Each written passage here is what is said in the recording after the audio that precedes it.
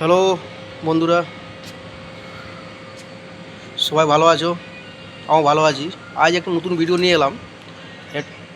এটা হচ্ছে আমাদের কন্ট্রোল রুমের ব্যাপারে কিছু তোমাদের ইনফরমেশান দেওয়ার জন্য। চলো কন্ট্রোল রুমটা দেখি, আমাদের কন্ট্রোল রুমটা কীরকম।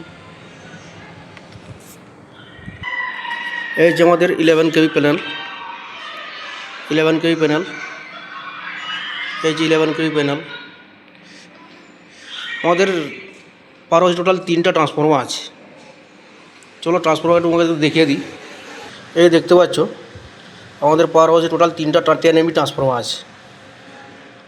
এটা 33 যে ট্রান্সফর্মারগুলোর এটা প্ল্যান বোর্ড আর কি। এটা হচ্ছে PTR 3, এটা হচ্ছে আমার 3 নম্বর ট্রান্সফর্মার।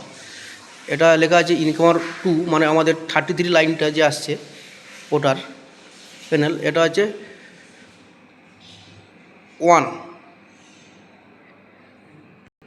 এটা হচ্ছে 33 SIP 1 আমাদের, ওটা SIP 2, এটা SIP 1। এটা হচ্ছে আমাদের PTR 2 2 number transformer. On of করা হয়, বন্ধ করা হয়, চালু করা হয়, বিশেষ কোনো কারণ থাকলে, কোনো প্রবলেম হলে অন করা হয়, অফ করা হয়।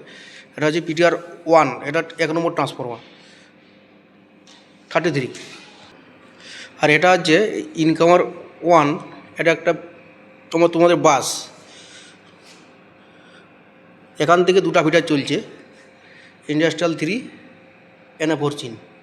যখন শাটডাউন হয়ে যায় বা লাইন ট্রিপ করে যায়, এই লোড উঠছে, এই একটা ফেজ, এই একটা ফেজ, এই একটা ফেজ, সব 0 0 হয়ে যাবে। এখানেও সেম কন্ডিশন, যখন লাইন ট্রিপ করে যায় সব 0 0 হয়ে যাবে। এখন লাইন চালু আছে নর্মাল, যে জোন ফিটারের